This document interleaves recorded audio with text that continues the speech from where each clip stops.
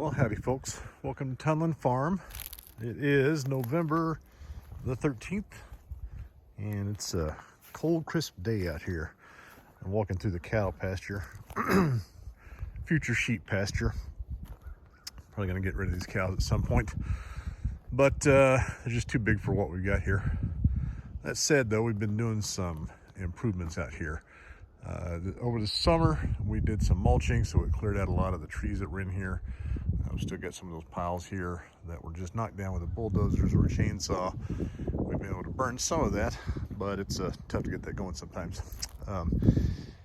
It does break down into some nice carbon and charcoal, and it's not too bad for the soil, so we'll spread that out and it'll leach in at some point. But the main thing I wanted to show is we overseeded with a bunch of rye, and hopefully you can see that bright green out there.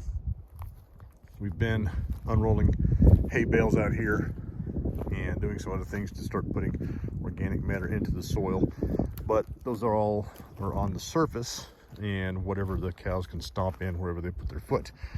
The nice thing about getting the grass seed on here is that it's putting roots down in there and starting to build the process of the exchange between the plant and the soil, building up the microorganisms, breaking open the pathways in the soil, so we get more air, water, nutrients, etc. into it over time. So it's nice coming out and seeing where the seed is taking. The cattle are over there getting themselves some cake, but what's also fun to watch is where we unrolled the hay bales. So there was one that came basically right through here, and that was ryegrass, and it goes all the way up through here. So these heavier areas were where rye hay was unrolled, so all the seeds are in that, plus the seeds that we threw down for just the broadcasting. As you can see, it's nice and green. We do have the cattle roped off over there. You can't see them from here, but a little bit of a sacrificial area to let this get established. If they came in here and started eating on this, it would just destroy it before it was able to have its effect. So I will roll another bale of hay in there. Roll another bale of hay in there soon, and keep them fed. They may not like sitting in there, but it's just gonna be what's best for the land. And it's not abusive. They're comfortable. They've got shade and shelter and sunlight that they can get to. Water, plenty of water. A lot of it's still standing around. We had, gosh, I want to say about 6 inches over the past couple of weeks here. So getting caught up back up with the annual piece. But anyway, just showing where we sit as of November. You can see a pretty distinct trail here where we had unrolled a hay bale, and it follows all along there. This was all heavily forested last year this time, so we've opened it up with a combination of bulldozer, chainsaw, and forestry mulcher. I like the mulcher a lot better because it puts down a lot of mulch.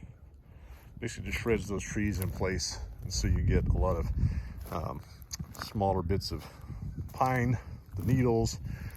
We got some oak in here, some sweet gum. Again, there's a lot more that we can do to open this up to get more sunlight in it, but we still want to keep some trees for shade as we run animals through here, whether it be more cattle in the future, or probably going to move to sheep, maybe even hogs in here. But right now the plans are for the hogs to be right over there. So there's a beginning of a little barn that is going to house the breeding population, so they will be able to number one, have safe areas to have their babies, and number two, easier for us to catch them. And then the larger pasture area that we're going to build out over there is going to be paddocked, cordoned off for paddocks that we can run the hogs through and just start to do that the right way, keep them moving faster. And if we can have permanent paddocks with temporary gates, that's going to make things a lot easier for us to move them and keep them going. We also just changed to a new feed, so non-corn, non-soy, non-GMO. Looking forward to that being a part of our product over time. The stuff we've been feeding is just kind of a standard sweet feed that has provided for a good flavor, but it's not where we want to be long term. So that's it. Thanks everyone for following along. We'll talk to you soon.